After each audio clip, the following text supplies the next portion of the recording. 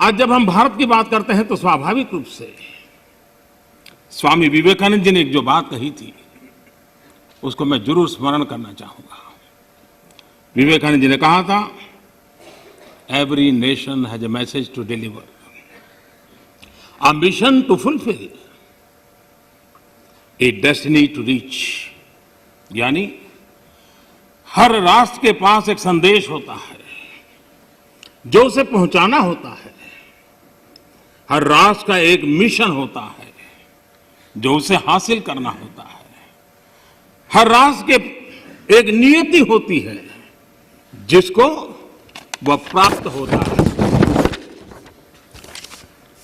Corona के दरमियान भारत ने जिस प्रकार से अपने आप को संभाला और दुनिया को संभालने में मदद की, एक प्रकार से टर्निंग पॉइंट है। जिस भावनाओं को लेकर के, जिस संस्कार को लेकर के वेद से विवेकानंद तक हम पले बड़े हैं, वो है सर्वे भवन्तु सुखिनः।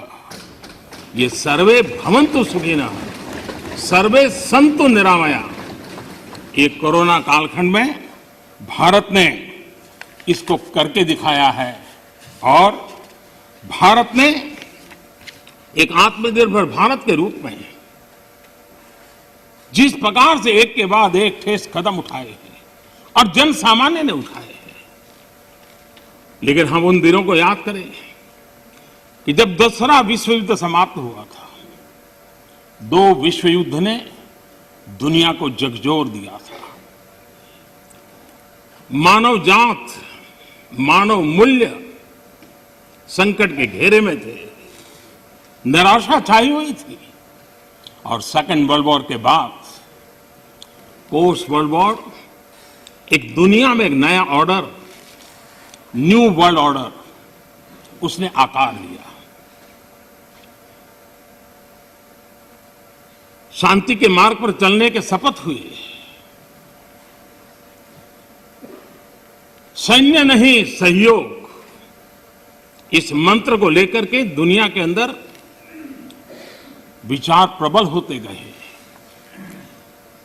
यूएन का निर्माण हुआ, इंस्टीट्यूशंस बनी, भांति भांति के मैकेनिज्म तैयार हुए ताकि विश्व को पोस्ट वर्ल्ड वॉर के बाद एक सुचारू ढंग से शांति की दिशा में ले जाया जाए। लेकिन अनुभव कुछ और निकला। अनुभव ये निकला कि दुनिया में शांति की बात हर कोई करने लगा। पोस्ट वर्ल्ड वॉर शांति की बातों के बीच भी हर कोई जिसकी ताकत थी अपनी सैन्य शक्ति बढ़ाने लगा। वर्ल्ड वॉर के पहले दुनिया के पास जो सैन्य शक्ति थी, यूएन के बाद वो सैन्य शक्ति अनेक गुना बढ़ गई। छोटे मोटे देश भी सैन्य शक्ति की स्पर्धा में आने लग गए।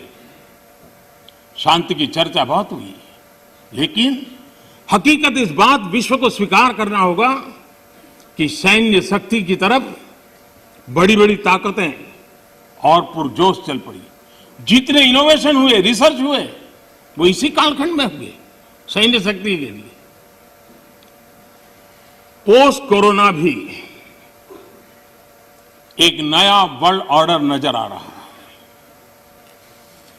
पोस्ट कोरोना के बाद दुनिया में एक नया संबंधों का वातावरण शेप लेगा। हमें तय करना है कि हम वर्ल्ड वॉर के बाद एक मुख्य दर्शक के रूप में बदलती हुई दुनिया को देखते रहे और अपने आप को कहीं एडजस्ट हो सकते तो करने की कोशिश की। हमारे लिए वो कालखंड भी वैसा ही था। लेकिन आज पोस्ट कोरोना जो नया वर्ल्ड ऑर्डर तैयार होगा, और होना ही है, किस रूप का होगा, कैसा होगा, कौन उसको इनिशिएट करेगा, वो तो वक्त बताएगा।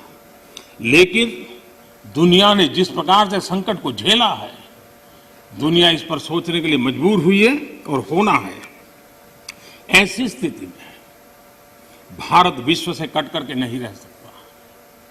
भारत एक कोने में गुजारा नहीं कर सकता। हमें भी एक मजबूत प्लेयर के रूप में उभरना होगा। लेकिन सिर्फ जनसंख्या के आधार पर हम दुनिया में अपनी मजबूती का दावा नहीं कर पाएंगे। वो एक ताकत है, लेकिन इतनी ताकत मात्र से नहीं चलता है। नए वर्ल्ड ऑर्डर में भारत को अपनी जगह बनाने के लिए भारत को सशक्त होना पड़ेगा, समर्थ होना पड़ेगा, और उसका रास्ता है आत्मनिर्भर भारत। आज फार्मेसी में हम आत्मनिर्भर हैं, हम दुनिया के कल्याण के काम आते हैं। भारत जितना आत्मनिर्भर बनेगा और जिसकी रगों में सर्वे सुखिनः भवन्तु का मंत्र जड़ा हुआ है, वो जितना सामर्थ्यवान होगा, मानव जात के कल्याण के लिए, विश्व के कल्याण के लिए एक बहुत बड़ी भूमिका अदा कर सकेगा। और इसलिए हमारे लिए आवश्यक है कि हम आत्मनिर्भर भारत इस विचार को बल दें और ये हम मान के चलें। ये किसी शासन व्यवस्था का विचार नहीं है, ये किसी राजनेता का विचार नहीं है। आज हिंदुस्तान के हर कोने में वोकल फॉर लोकल सुनाई दे रहा है और लोग हाथ लगाते देखते हैं लोकल। यह आत्मगौरव का भाव आत्मनिर्भर भारत के लिए बहुत काम आ रहा है।